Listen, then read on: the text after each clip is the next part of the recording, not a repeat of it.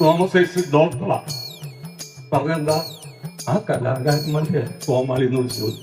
ഞാൻ വീണ്ടും അന്വേഷിച്ചു വന്നു എന്തിനാണ് ഡിഗ്രി.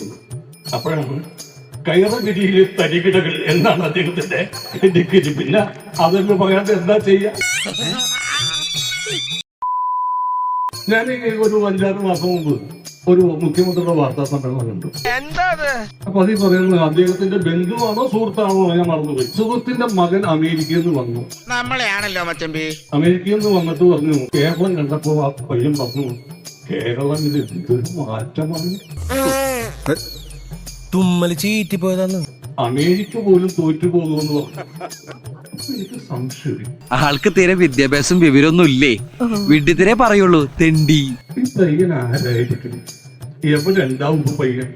അങ്ങനെ ഞാൻ ഈ പയ്യൻ അന്വേഷിച്ചിരുന്നു. എനിക്ക് പയ്യനെ കാണാൻ പറ്റി. നമ്മുടെ കുളമ്പാറുള്ള മാനസിക ആശുപത്രിയിലായിരുന്നു. കാരണം ഞാൻ അച്ഛനോട് ചോദിച്ചു, എന്താ ഇവിടെ കൊണ്ടൊക്കെ ഇട്ട്? അല്ല സലീമിന് അറിയാമല്ലോ, 2-3 പ്രാവശ്യം സലീം അമേരിക്കയിൽ വന്നതല്ലേ, ഈ കേരളം കണ്ടിട്ട് അമേരിക്ക എന്ന് പറയാൻ. അപ്പൊ തന്നെ അവന് കുഴപ്പമുണ്ടെന്ന് മനസ്സിലായി.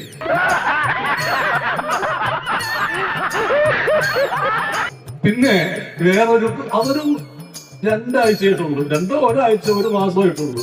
വേറെ ഒരു വാർത്ത വന്നത്. വാർത്തയെന്ന് വെച്ചാൽ മുഖ്യമന്ത്രി തന്നെ പറഞ്ഞത്, നാണം കെടുത്തല്ലേ നായിന്റെ മോനെ.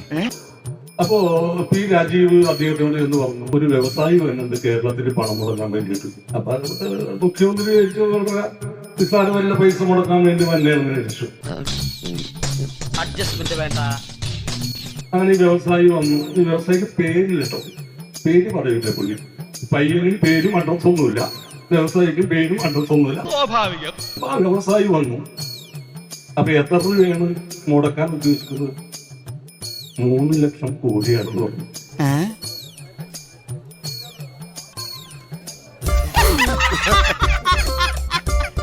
എന്നാലും വലിയ തൊള്ളിസ്റ്റോ. അപ്പൊ പുള്ളി ഞെട്ടി, മുഖ്യമന്ത്രി ഞെട്ടി. എന്താണ് ഈ കേരളത്തിന് 3 ലക്ഷം കോടി മുടക്കുന്നത് എന്താണെന്ന് ചോദിച്ചു. അപ്പൊ അദ്ദേഹം പറഞ്ഞത്, വ്യവസായ സൗഹൃദം ലോകത്ത് ഇത്രയുള്ള ഒരു സ്ഥലം. മുതലാളി തള്ളി തുടങ്ങിയപ്പോഴേ എനിക്ക് തോന്നിയതാ ഇതിങ്ങനെയൊക്കെ അവസാനിക്കുന്നു.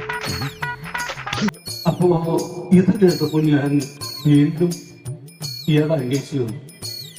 അയാൾ അന്വേഷിച്ച് വന്നപ്പോ അയാള് നമ്മുടെ പയ്യൻ കിടന്നില്ലേ, അതിന്റെ 10 വാർഡിൽ.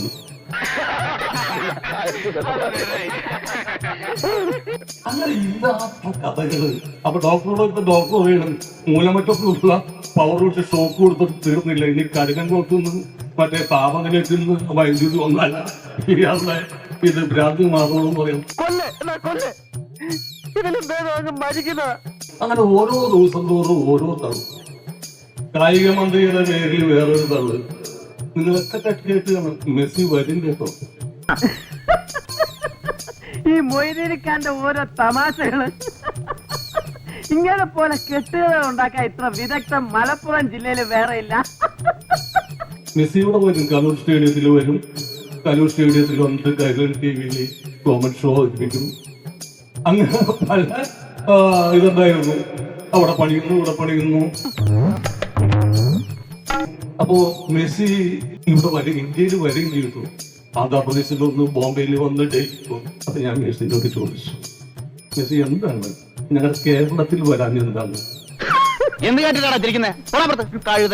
അപ്പൊ അദ്ദേഹം എന്നോട് പറഞ്ഞു, ചേട്ടാ വേറൊന്നും വിചാരിക്കരുത്, കേരളീയരുടെ ഒരു ദേഷ്യമില്ല. എനിക്ക് 8 ബാലൻഡർ പുരസ്കാരമുണ്ട്. അത് 8 സ്വർണ്ണ പന്തുകളാണ്. അയ്യപ്പ സ്വാമിയുടെ സ്വർണം കെട്ട എന്റെ ബാലൻഡർ പുരസ്കാരം വെറുതെ വെക്കൊന്ന് ചേർന്ന് തോന്നുന്നുണ്ട.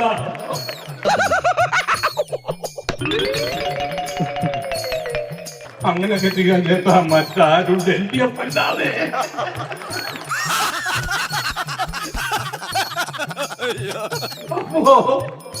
അപ്പൊ മെസ്സിയോട് നിങ്ങൾക്കൊന്ന് തോന്നരുത്, അദ്ദേഹം ഭാവമാണ്.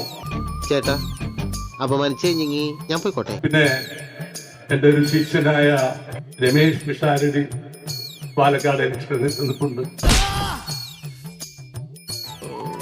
എനിക്ക് വലിയ സംശയമൊന്നും, ജയിക്കുമോ എന്നൊക്കെ ടെൻഷൻ ഉണ്ടായിരുന്നു. കാരണം ഞാൻ തന്നെ നിൽക്കുന്നതിന് തുല്യമായിട്ടാണ്.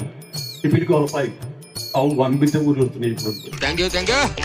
കാരണം തോമസ് ഐസക് ഡോക്ടറാ. പറഞ്ഞെന്താ, ഇങ്ങനെയൊക്കെ കോമാളി വേഷം കെട്ടി നടക്കുന്ന നടന്മാരെയൊക്കെ പിടിച്ച് ഒരു ദിവസം കൊണ്ടേ വെച്ചിട്ട് അയ്യോ ഞങ്ങൾക്ക് വോട്ട് കിട്ടുന്നില്ല, ഞങ്ങളുടെ വോട്ട് LDF ഭിന്നിപ്പിക്കാൻ പോണെന്ന് പറഞ്ഞു നടന്നിട്ട് വല്ല കാര്യമുണ്ട്? ഈ സംസ്കാരം സമരം ചെയ്താൽ കിട്ടുന്നൊരു കാര്യമല്ല. ഒരു കയ്യബദ്ധം നാറ്റുകരുത്. ഈ കമ്മ്യൂണിസ്റ്റ് പാർട്ടിയുടെ അധികാരത്തിലേക്കുമ്പോ അമേരിക്കൻ CIA വന്ന് രഹസ്യ ചാരന്മാര് വന്ന് അന്വേഷിച്ചപ്പോ അതൊരു നാടകമാണ് കമ്മ്യൂണിസ്റ്റ് പാർട്ടി അധികാരത്തിൽ കയറ്റിയെന്നാണ് ഈ ചാര സംഘടന അവരോട് ഇരുന്ന് റിപ്പോർട്ട് കൊടുത്തത്. അത് വല്ല ഇവനറിയോ സാറേ? എടാ ഒന്നും മിണ്ടാതിരിക്കാളിയ മണ്ടത്തരം പറയല്ലേ. ആ കലാകാരന്മാരെ കോമാളി എന്ന് വിളിച്ചത്. കലാകാരന്മാർ ഇപ്പൊ അവർക്ക് കോമാളികളായി മാറി. ഞാൻ പറഞ്ഞല്ലോ ഒരു അബദ്ധങ്ങളുടെ ഒരു ഘോഷയാത്ര തന്നെയാണല്ലോ നിന്റെ ജീവിതം. അപ്പൊ ഞാൻ ഇങ്ങനൊരു ഡോക്ടറല്ലേ, ഈ സാഗർ സൗമാരും ധനതത്വശാസ്ത്രത്തിൽ ഡോക്ടറാണെന്നാണ് അപ്പൊ അങ്ങനെ ആളുകൾ പറയോ? നിന്നെ ആദ്യം കണ്ടപ്പോ തന്നെ എനിക്ക് മനസ്സിലായതാ നീ വെറും കൂതറയല്ല, ലോക കൂതറയാണ്. ഞാൻ വീണ്ടും അന്വേഷിച്ചു എന്തിനാണ് ഡിഗ്രി. അപ്പോഴാണ് കയറഗിരിയിലെ തരികിടകൾ എന്നാണ് അദ്ദേഹത്തിന്റെ ഡിഗ്രി. പിന്നെ അതെന്ന് പറയാണ്ട് എന്താ ചെയ്യാ?